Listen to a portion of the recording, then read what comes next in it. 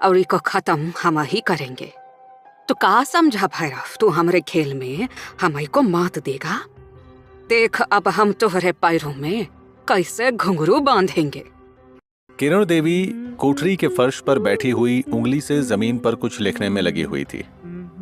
तोहरे पैरों घुंघरू पहना के तोहे नचावेंगे राजा, तोहरी नींद चुराएंगे और हम बजाएंगे बाजा। किरण देवी अपने हाथ घुमा घुमा कर नाचने लगी। कोठरी में बंद दूसरी औरतें भी तालियां बजाकर उसके साथ झूमने लगी थी। इधर किरण देवी अपनी योजना को लेकर इतनी खुश थी कि झूम झूम कर नाच रही थी, और उधर भैरव अपने दर्द में डूबा कागज पर आड़ी तिरछी लकीरें खींच रहा था। तभी सुमन वहां आई। भैरव के चेहरे पर पसरे सन्नाटे को देख वो अंदर ही अंदर दहल गई। उसकी अंतरात्मा उसे धिक्कारने लगी। ये क्या कर रही है तू सुमन? देख भैरव को, यति की याद ने उसे कितना कमजोर बना दिया है। तू भैरव से प्यार करती है और तूने ही भैरव की जिंदगी छीन ली। नहीं सुमन, तूने ये गलत किया। इतनी स्वार्थी ना बन। सुमन की आंखों से आंसू बहने लगे। वो भैरव को सब बताकर माफी मांगने का सोचने लगी, लेकिन दूसरे ही पल उसके चेहरे के भाव बदल गए। पागल है तो सुमन? ज्यादा अच्छाई का रोग लग गया है क्या? अरे अपनी सोच, भैरव की सोच। उसकी किस्मत में अगर यति होती तो ये जुदाई ही क्यों होती? भैरव को इतना प्यार दी कि वो अपने सारे गम भूल जाए। तू स्वार्थी नहीं है, तू तो भैरव का भला कर रही है ना। अपने ख्यालों में डूबी सुमन अचानक से हवा के शोर से चौंक गई। भैरव के सामने रखे कागज कमरे में बिखर गए। सुमन जल्दी से कागजों को उठाने के लिए दौड़ी, लेकिन लड़खड़ाकर नीचे गिर पड़ी। तुम कब आई? मेरा पैर, लगता है मुंह आ गई। उफ। सुमन उठने की कोशिश करने लगी, लेकिन दर्द के कारण उठ नहीं पाई। उसकी आंखों में आंसू थे। वो भैरव की तरफ देखने लगी। भैरव सुमन को बाहों में उठाकर खड़ा करने की कोशिश कर रहा था। क्या कर लेती हो तुम भी? नहीं भैरव, सच में दर्द है।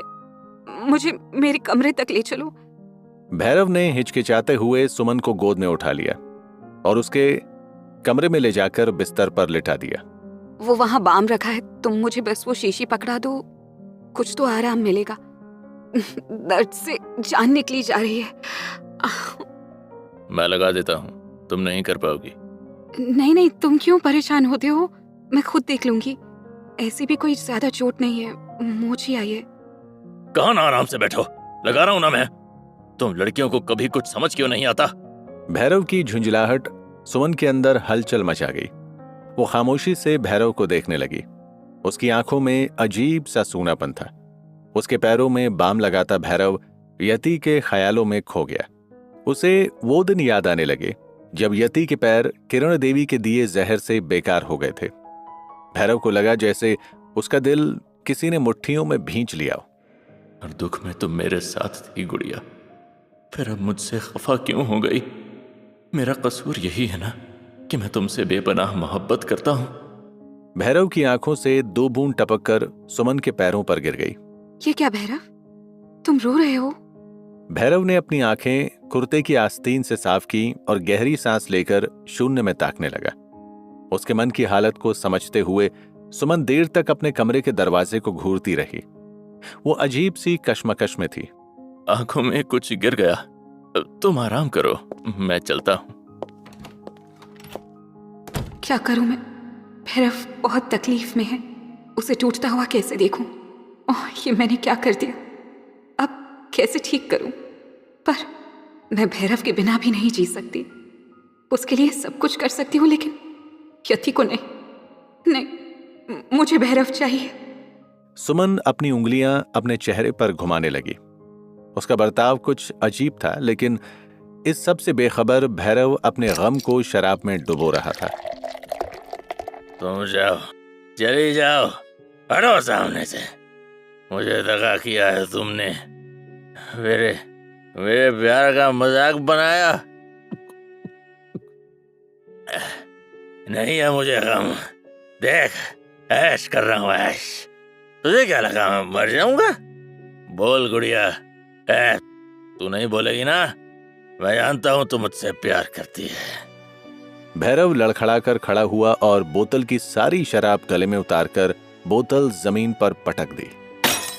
अग साला ही प्रेम करो काहे लगा लिया रे भैरव, कलेजा काहे काट लिया वे। तो जा गुड़िया जा, तो खुश रह। भैरव लड़खड़ाते हुए फिर से सुमन के कमरे में पहुंचा और उसे देखकर अजीब तरह से हंसने लगा। सुमन उसकी हालत देख घबरा गई। क्या हुआ है भैरव, तुम हंस क्यों रहे हो? भैरव लड़खड़ाते हुए उसके बिल्कुल करीब आ गया और उसके होठों पर उंगली रखकर उसे घूरने लगा।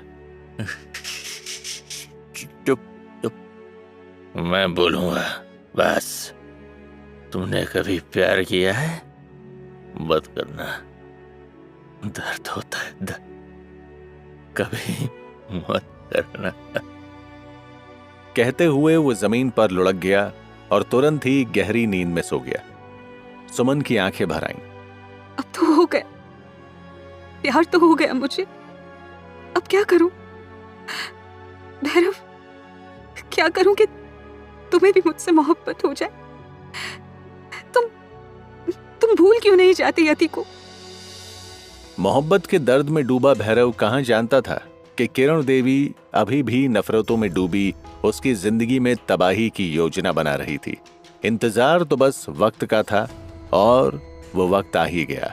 अगले दिन जब भैरव सुमन के साथ उसके ऑफिस के लिए निकला तो रास्ते में एक मुसीबत आकर उनसे टकरा ही गई। जब सुमन की कार के सामने अचानक से काली जीप आकर रुकी। ये पागल है, अभी एक्सीडेंट हो जाता, बताती हूँ इसे अभी। सुमन उस जीप के पास गई और उसकी खिड़की पर हाथ मार दिया। अंधे हो? अभी एक्सीडेंट हो जाता तो? अब हो गई गलती, माफ कर दो मेम साहब। गलती हो गई? ये गलती नहीं है, सुसाइड है, बदतमीज। सुमन के इतना कहते ही ड्राइवर के बगल में बैठी मालती ने अपना पल्लू हटाया और सुमन की ओर देखकर अजीब तरह से मुस्कुराई। का हुआ? का बबल मचा रखी है लड़की? ये कार में टक्कर नहीं लागी ना तो काहे जबरदस्ती माथा मार रही हो? सुमन ने जैसे ही मालती को देखा वो भौचक्की रह गई। उसे यकीन नहीं आया। किरण देवी? मालती इस समय पूरी तरह किरण देवी की गेटअप में थी। उसे देखकर कोई ये नहीं कह सकता था कि ये किरण देवी नहीं है। पहचान गई? वैसे किरण देवी को कोई भूल भी ना सकत। मालती जीप से बाहर उतर आई और हैरान खड़ी सुमन के सामने खड़ी हो गई। भैरव की नजर मालती पर गई तो उसका चेहरा भी गुस्से से तमतमाने लगा। उसके सारे जख्म हरे हो गए। ये नीच औरत अभी तक जिंदा है।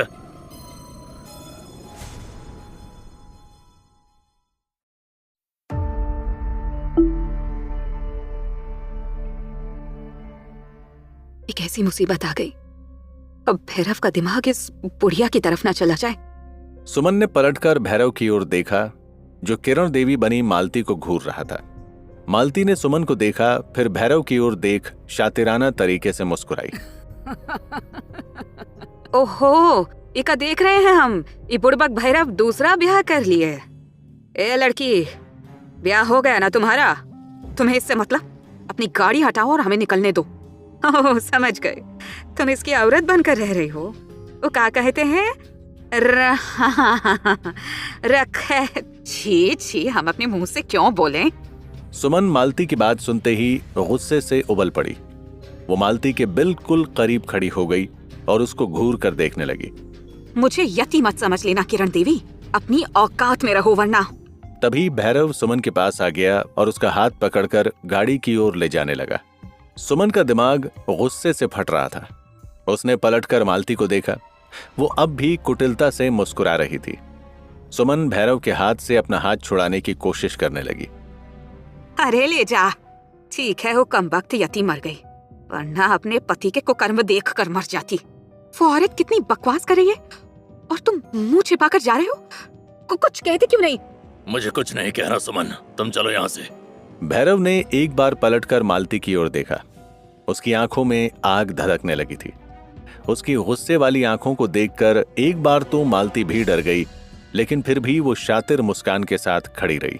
अच्छा हुआ कि इसे नहीं पता कि यति जिंदा है, वरना ये मनहूस उसकी जिंदगी को फिर से बर्बाद कर देगी। का आंखों से डराएगा हमें? ई गीदड़ भभकी से डरते नहीं। तू जा अपनी इस औरत के साथ रंगरलिया मनाने, तोहरी यति की आत्मा को शांति मिलेगी। भैरव की मुट्ठियां भींच गई। वो दांत चबाते हुए तेज कदमों से मालती की ओर बढ़ने लगा। मालती उसके भाव देखकर डरकर अंदर ही कांप गई। उसने अपने कदम पीछे की ओर खींच लिए। ये तो पूरा राक्षस दिख रहा है, कहीं ऐसा ना हो अम्मा के चक्कर में हमारी जान चली जाए। मालती ने थूक निगलते हुए पीछे कदम कर लिए। भैरव उसके करीब आया और उसकी आंखों में घूरने लगा। उसने अपने गुस्से को काबू में करते हुए मालती की ओर उंगली उठाई, लेकिन बिना कुछ कहे तेजी से सुमन की कार की ओर लौट गया। जैसे ही भैरव अंदर बैठा, सुमन ने कार स्टार्ट कर दी और दोनों वहां से चले गए। सही तो कह रही थी किरण देवी, भैरव के साथ मेरे रिश्ते को यही तो नाम दिया जाएगा। मुझे कुछ तो करना होगा। भैरव, किरण देवी ठीक ही तो कह रही थी। उस रात जो हमारे बीच हुआ वो बहुत गलत था। वैसे भी हमारे रिश्ते को यही नाम देंगे लोग। उस बात के लिए मैं भी बहुत शर्मिंदा हूँ सुमन। उस रात मैं होश में नहीं था। माफी तो मैं तुमसे कई बार मांग चुका हूँ। अब तुम ही बता दो मैं क्या करूँ। बात शर्मिंदा होने की नहीं है भैरव, बात दरअसल कुछ और है। कोई और बात? मैं समझा नहीं सुमन। देखो भैरव, कोई लड़की पहली बार जिस किसी भी आदमी के साथ हम बिस्तर हो जाती है, वो कभी भी खुशी से उसे बदलना नहीं चाहती। मेरी समझ में तुम्हारी बात नहीं आ रही है। साफ साफ कहो, कहना क्या चाहती हो? देखो भैरव, माना कि उस रात जो कुछ भी हुआ उसमें मेरी मर्जी नहीं थी, लेकिन मैं उन लड़कियों में से नहीं हूं जो 10 जगह मुंह मारती फिरे। देखो, उस दिन जो भी हुआ मैंने जानबूझकर नहीं किया था। फिर भी मैं अपनी गलती स्वीकार करता हूँ। मैं तुम्हें गलती स्वीकार करने को नहीं कह रही हूँ भैरव, गलती मेरी भी है। मैं चाहती तो तुम्हें धक्का देकर भाग सकती थी, पर तुम्हारी हालत देखकर नहीं भाग सकी। तो फिर देखो सुमन, जो हुआ वो बदला तो नहीं जा सकता। अब मैं क्या करूं ये बता दो। मैं कुछ भी करने को तैयार हूं। बिना शादी के मैंने एक आदमी के साथ पूरी रात गुजारी है। इस पाप का बोझ मुझे जीने नहीं देता। कभी कभी तो मन में आता है कि फांसी लगा के सब कुछ खत्म कर डालूं। नहीं सुमन, ऐसा मत कहो, वरना मैं अपने आप को कभी माफ नहीं कर पाऊंगा। ये ना कहूं तो क्या कहूं भैरव, तुम ही बता दो। मैं तुम्हारा गुनहगार हूं। मैंने बिगाड़ा है तो बनाऊंगा भी मैं ही। बस तुम अपनी इच्छा बता दो सुमन। मेरी इच्छा तो बस ये है भैरव कि मैं ना तो अपनी नजरों में गिरूं और ना समाज की। मैं वादा करता हूं सुमन, तुम्हें किसी की नजरों में गिरने नहीं दूंगा। अब बताओ क्या चाहती हो? मैं बस ये चाहती हूँ कि अगर तुम्हारी उस गलती का अंश मेरी कोख में आए तो दुनिया उसे नाजायज कहकर गालियां ना दे। तुम क्या कह रही हो सुमन? अंश? हाँ भैरव, क्या तुम मुझे अपनाओगे? बोलो भैरव। भैरव अचानक कुछ साल पहले की यादों में खो गया, जब उसे पता चला था कि अब यति कभी मां नहीं बन सकती और वो कभी बाप नहीं बन पाएगा। यति के पेट में पल रहे अपने बच्चे को खोने का दर्द भी एकदम से उसके दिल में उठा। कितनी मुश्किल से संभाला था उसने खुद को। ये सब याद करते हुए उसने सुमन की तरफ देखा, जो उसे कोई उम्मीद दे रही थी। एक ऐसी उम्मीद जिसका ख्याल भी उसने अपने दिलो दिमाग से निकाल दिया था। वो फिर से वो बातें नहीं दोहराना चाहता था। उसने एक गहरी सांस ली। ठीक है सुमन, मैं हमारे उस रात के रिश्ते को नाम देने के लिए तैयार हूं। मैं तुम्हें अपनाऊंगा। इधर सुमन भैरव को अपने जाल में फांस कर बहुत खुश हो गई थी और मन ही मन शादी की तैयारी करने लगती है। उधर यति भैरव को याद करके आंसू बहा रही थी। यति, देख रही हूँ तो कुछ परेशान है। नहीं माँ जी, मैं तो बहुत खुश हूँ। आप और शची दोनों का ख्याल रखते हुए और कोई ख्याल मेरे मन में आता ही नहीं। मानती हूँ तो बहुत समझदार है, लेकिन मैंने ये बाल धूप में तो नहीं सफेद किए हैं ना। उड़ती चिड़िया के पंख गिन लेती हूँ। क्या बताऊं माँ जी, वैसे तो सब पीछे छोड़ आई हूँ, पर कभी कभी जब याद आता है तो मन में कसक उठ जाती है। भगवान पर भरोसा रख बेटा, वो सब ठीक करेगा। हाँ माँ जी, बस भगवान का ही भरोसा है। इधर यति भैरव के लिए तड़प रही थी और उधर भैरव की जिंदगी में नई मुश्किलें खड़ी हो रही थी। भैरव से शादी की बात पर सुमन की तो खुशी का ठिकाना ही नहीं था। ओ भैरव, मैं तुम्हें कैसे बताऊं कि तुमने मुझे कितनी बड़ी खुशी दी है। तो मैंने खुद को अपनी गलती को सुधारने का एक मौका दिया है। भैरव, अब मैं अपने आप से नजरें मिला सकती हूँ। अच्छा सुन, हाँ बोलो। मैं यहाँ जरूर अकेली हूँ, पर मुंबई में मेरा पूरा परिवार है। तुम्हें वहां चलकर मेरे मम्मी पापा से मेरा हाथ मांगना होगा। क्या तुम इसके लिए तैयार हो?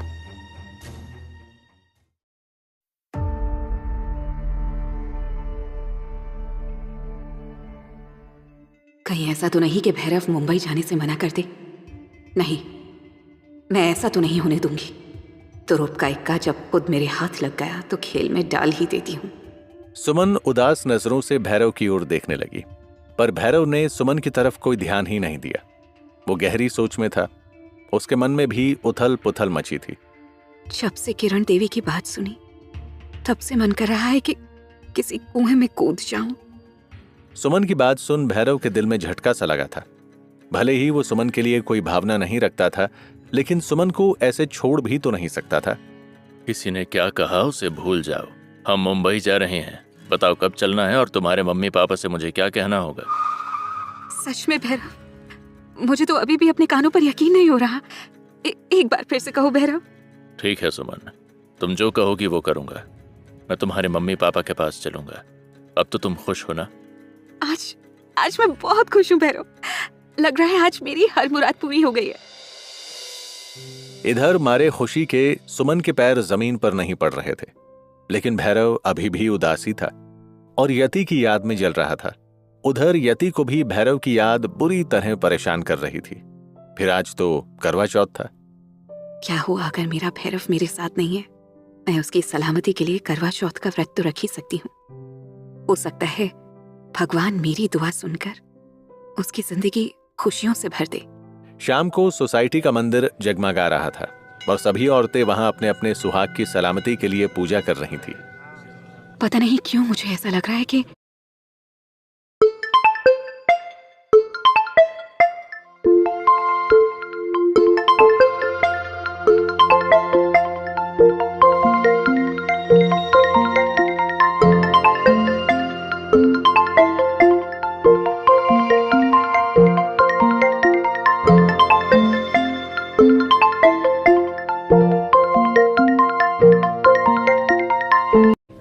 भैरव यहीं कहीं मेरे आसपास है।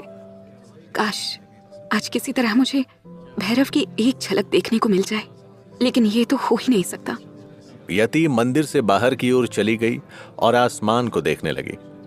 तभी उसे लगने लगा जैसे भैरव ने उसे आवाज दी हो। वो चौंक कर इधर उधर देखने लगी। भैरव, अभी मुझे ऐसा लगा जैसे भैरव ने पुकारा था।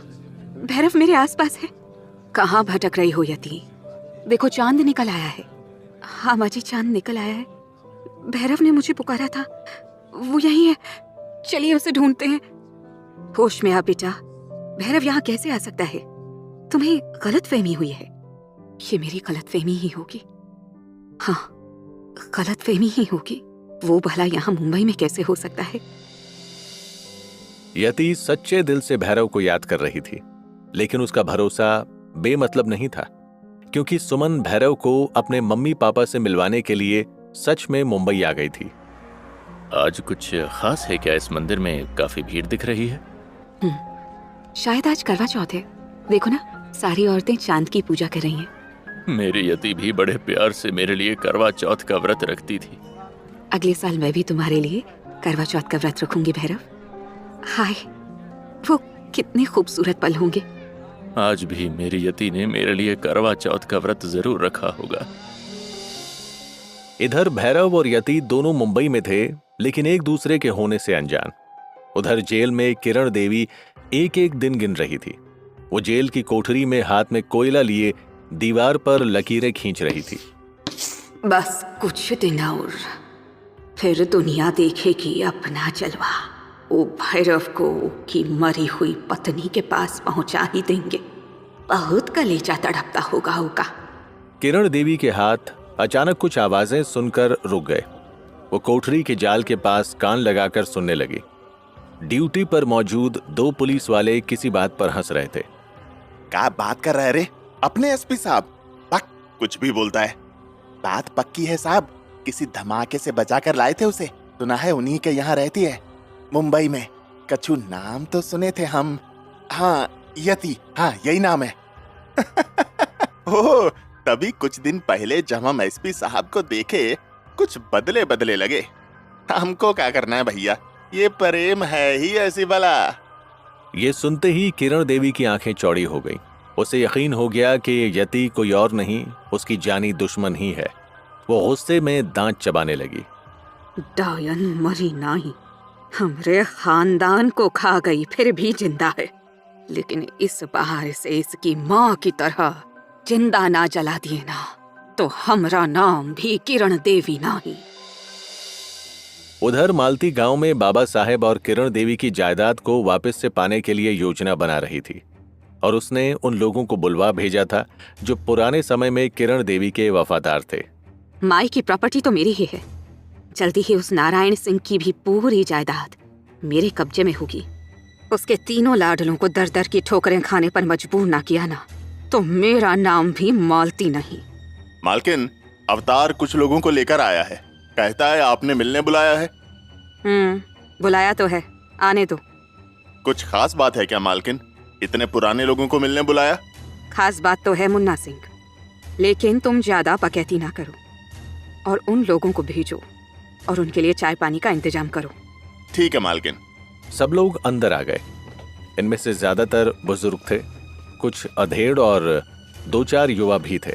मालती ने उन लोगों के बैठने के लिए कुर्सियों का इंतजाम किया हुआ था, लेकिन कोई भी उन कुर्सियों पर नहीं बैठा।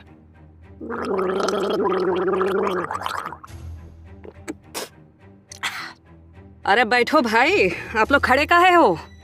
अभी हम लोगों की इतनी औकात नहीं है मालकिन कि आपके सामने कुर्सी पर बैठ सकें। अरे का पुराने जमाने की बात कर रहे हो अवतार? अब नया जमाना आ गया है, तुम लोग भी नए रंग ढंग सीखो। जमाना भले ही बदल गया है मालकिन, लेकिन हम और आप तो वही हैं। अब इन बुढ़ऊ लोग तो हमारी बात मानेंगे नहीं। चलो तुम लोग बैठो, नए लोग नई शुरुआत। अब बैठ भी जाओ भाई, या चाय पानी भी खड़े खड़े ही पियोगे? अच्छा, औकात ना सही, मेरा आदेश मानकर ही सही। चलो बैठो सब लोग कुर्सियों पर और चाय नाश्ता करो। हाँ, जय हुई ना बात। चलो अब सब लोग पहले नाश्ता करो, फिर चाय पियो। मालकिन, अब हमको ये बताओ कि आपने किस काम से हम लोगों को यहाँ बुलाया है? बताते हैं भाई, बताते हैं। इतना हकबका काहे लिए रहे हो? हाँ, जल्दी बस यही बात की है कि पता तो चले। इतने दिनों बाद आखिर आपने हमें याद काहे किया? आप सब लोग हमारे सबसे वफादार लोगन में से एक हो, इसीलिए सबको बुलाया है। सबसे मिल लिए, सबका हाल खबर ले लिए। हमें चिंता हो गई थी मालकिन, कहीं आप कौनो परेशानी में तो नहीं? अच्छा, अगर परेशानी में हो तो काना आते। अरे क्या बात करती हो मालकिन, आपके एक इशारे पर हमरे घर का बच्चा बच्चा जान दे देगा। ये तो चाहते हैं ओ नारायण वाह के बच्चा बच्चा की जान, बहुत सताए हैं हमको। वहां बैठे सारे लोग मालती की तरफ देख रहे थे। उसके चेहरे पर शैतानी मुस्कुराहट थी। फिर मालती उन सब लोगों की तरफ मुड़ी और इशारे से जाने के लिए बोला। जैसे ही वो लोग जाने लगे, मालती ने पीछे से टोका, मेरे इशारे का इंतजार करना। जब भी हम लोग बोले आग लगा देना पूरे गांव को। जय भवानी। जय भवानी। उन लोगों के जाते ही मालती बहुत खुश हो रही थी कि किरण देवी से उसे बहुत शाबाशी मिलेगी, लेकिन उसने सोचा नहीं था कि एक होश उड़ा देने वाली खबर उसका भी इंतजार कर रही है।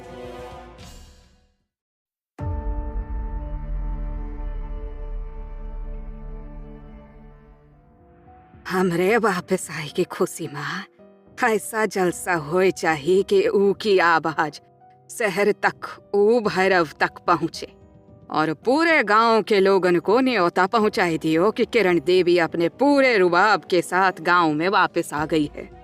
ढोल नगाड़े बजाओ और आतिशबाजी का भी इंतजाम करवाओ। खाना ऐसा बनवाया जाए कि लोग जो हैं उनका पेट थक जाए लेकिन मुंह ना थके। देख कर आए हो, जाओ तैयारी करो। हम तनिक गांव की सैर करे आते हैं, देखें हमारे पीछे का बदलाव गवा है गांव में।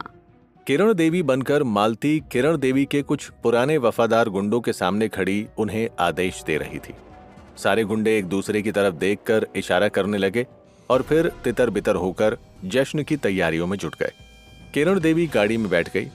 इशारा मिलते ही ड्राइवर ने गाड़ी चलानी शुरू की और कुछ ही देर में गाड़ी गांव के अंदर की तरफ चली गई।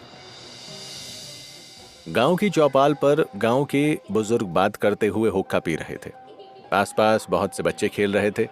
तभी किरण देवी बनी मालती की गाड़ी वहां आ पहुंची तो उसे देखकर बच्चों ने खेलना बंद कर दिया। बुजुर्ग भी चुप हो गए। सब लोग हैरानी से गाड़ी में बैठी किरण देवी को घूर घूर कर देख रहे थे। किरण देवी की गाड़ी धीरे धीरे चौपाल का चक्कर लगाने लगी। अंदर बैठी मालती गाड़ी की खिड़की में से सबको गुस्से से देख रही थी। इस दौरान कुछ महिलाएं अपने बच्चों को पकड़कर घर में ले गईं। फिर गाड़ी रुकी और जैसे ही मालती ने अपना पैर गाड़ी के बाहर रखा, कुछ बुजुर्गों के हाथ पैर कांपने लगे। मालती गाड़ी से उतरकर पीठ सीधी करने लगी। का हुआ? हमें देख के बौराए कह रहे हो? कौन भूत देख लिया का? खैर छोड़ो, हम तो ये कहन आए हैं कि हमरे वापस आने की खुशी में सबको जश्न में सादर आमंत्रित किया जाता है। जरूर आइएगा। मालती वापस अपनी गाड़ी में जाकर बैठ गई। ड्राइवर ने गाड़ी स्टार्ट की और गाड़ी फिर से चौपाल का एक चक्कर लगाकर हवेली की ओर चल दी। किरण देवी के जाते ही वहां बैठे बुजुर्गों ने राहत की सांस ली और बैठकर हुक्का पीने लगे। भाई, ये बुढ़िया फिर से आ गई ससुर। अरे जेल की दीवार भला किसी डायन को कभी रोक पाई है का? ये उम्र माँ भी ससुरी मर का ही नहीं रही। राम जाने भैया, हमका तो लागत है ससुर ही पूरा गांव उजाड़ के ही मरेगी। गाड़ी गांव की कच्ची सड़क पर चल रही थी। गांव के लोग घर से बाहर आकर हैरानी से उसे देख रहे थे, लेकिन मालती बनी किरण देवी के डर से कोई कुछ नहीं कह रहा था। वो अपने रुबाब में गाड़ी पर बैठी किसी पर ध्यान नहीं दे रही थी। उसके दिलो दिमाग में सिर्फ अपनी मां के बोले हुए शब्द गूंज रहे थे।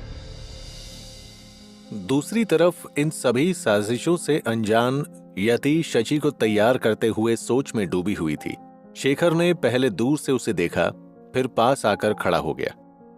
अगर आपको कुछ चाहिए तो बेझिझक बता दीजिए। नहीं तो वो तो बस ऐसे ही।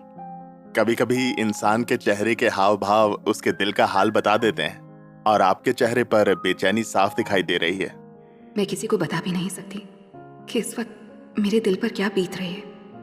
ऐसा लग रहा है कि वो यही है, पर फिर अपने ही दिल पर यकीन नहीं होता। अब कुछ नहीं, अगर मुझे किसी चीज की जरूरत होगी तो मैं बता दूंगी। शेखर समझ गया कि अभी यति बात करने की हालत में नहीं है। उसे कुछ देर के लिए अकेला छोड़ना ही ठीक है। इसलिए शेखर ने यति की बात पर हल्के से स्माइल की और फिर किसी सोच में पड़ गया। कोई बात नहीं यति, वक्त हर जख्म को धीरे धीरे भर ही देता है। खेतों में सरसराती हुई हवा चल रही थी और कार्तिक अपनी फसल की तरफ देख रहा था। तभी उसने डायरी और पेन निकाला और कुछ लिखा। लिखने के बाद उसने जैसे ही सामने देखा तो उसे समर्थ आता हुआ दिखाई दिया। समर्थ कार्तिक के पास आकर झुककर लंबी गहरी सांस लेने लगा। क्या हुआ बड़े भैया, सांस क्यों उखड़ा हुआ है आपका? तुमने सुना नहीं कहा, किरण देवी जेल से छूटकर आ गई है। लेकिन ऐसे अचानक कैसे? ये सब मुझे नहीं पता, बस यही पता चला है कि किरण देवी सारे गांव में घूम रही है और सबको अपनी रिहाई के जश्न का न्योता देती फिर रही है। रिहाई? लेकिन वो इतनी आसानी से कैसे रिहा हो सकती है?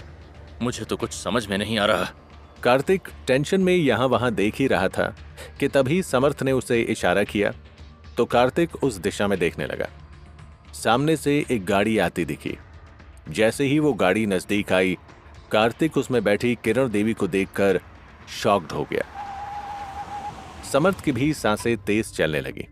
जैसे जैसे कार नजदीक आ रही थी वैसे वैसे कार्तिक का गुस्सा बढ़ता जा रहा था और गुस्से में कार्तिक अपने हाथ में पकड़े पेन को दबाने लगा। तभी वो कार उन दोनों के बिल्कुल नजदीक आकर रुकी और कार की खिड़की का शीशा नीचे सरका। गाँव माँ सबको तो हमरे आने की खुशी नहीं ना हुई होगी। अपना गुस्सा काबू में रखो कार्तिक। अब तुम्हारे घर में भी कोई है जिसको हम अब भी अपना मानते हैं, भले वो हमको अपना माने या ना माने। तो तुमको भी न्योता दे रहे हैं हमरे वापस आने की खुशी में है। हम उनका कहते हैं वो शहर माँ पार्टी दे रहे हैं, तो सब परिवार आइएगा जरूर। हाँ चला। मालती के हुक्म पर ड्राइवर ने फिर से कार चलानी शुरू कर दी। जैसे ही कार समर्थ और कार्तिक की आंखों से ओझल हुई, कार्तिक ने गुस्से में पेन को तोड़कर जमीन पर फेंक दिया। बस बहुत हुआ, हमें न्योता देने चली है।